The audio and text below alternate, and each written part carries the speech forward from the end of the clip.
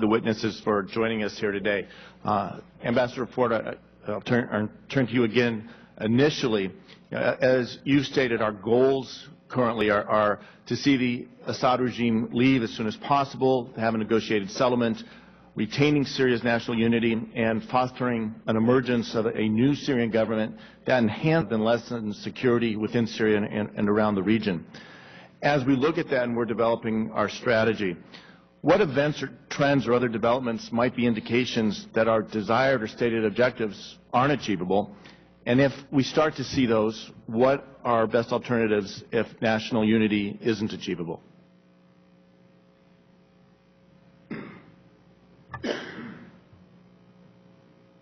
We worry, Congressman, about the collapse of the state.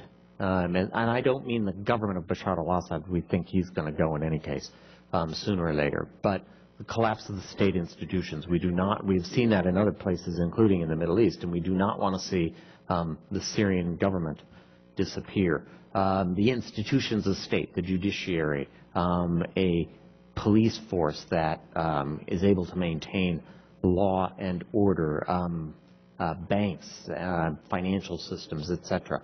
So infrastructure, electricity. Where we see that degrading further, that would be a sign that things are going even worse. Will create more refugee flows, will help extremists.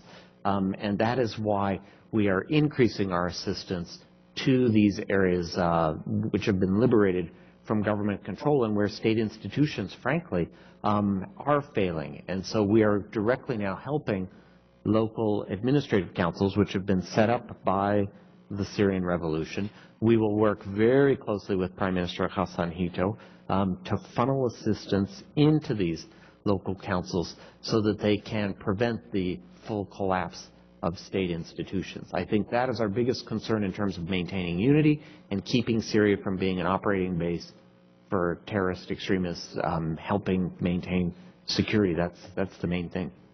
But if unity is not achieved or achievable, is our best alternative? Congressman, I think today, March 20th, we can get to a solution that maintains the unity of Syria. The different groups in Syria represented in this coalition that I talked about all want to maintain Syria's unity. Even the people, the foot soldiers of Bashar al-Assad's ruthless army, are not calling for the division of the country.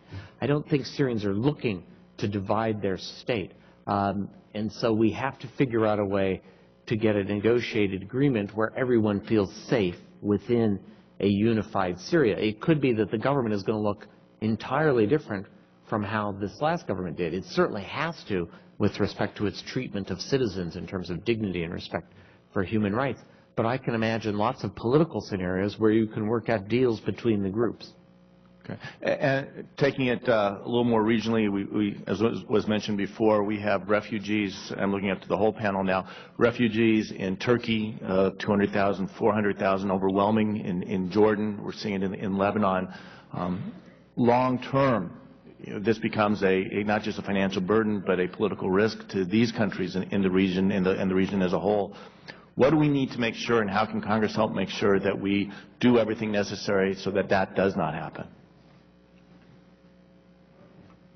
Thank you for asking, Congressman. And what are our conversations with these neighboring countries? They have explained to us the strains and the burdens that this is putting on their societies. There are economic strains, and there are also sometimes tensions between the groups in those countries, like in Lebanon, for example. When we were talking before about Christians, I was thinking about how Christians and Muslims live together in Lebanon. When you have these extra burdens put on a country, it can really provoke tensions among different communities. And so what Congress can do is continue to provide assistance so that we can support these countries. In some cases, such as Jordan, we have a bilateral assistance relationship.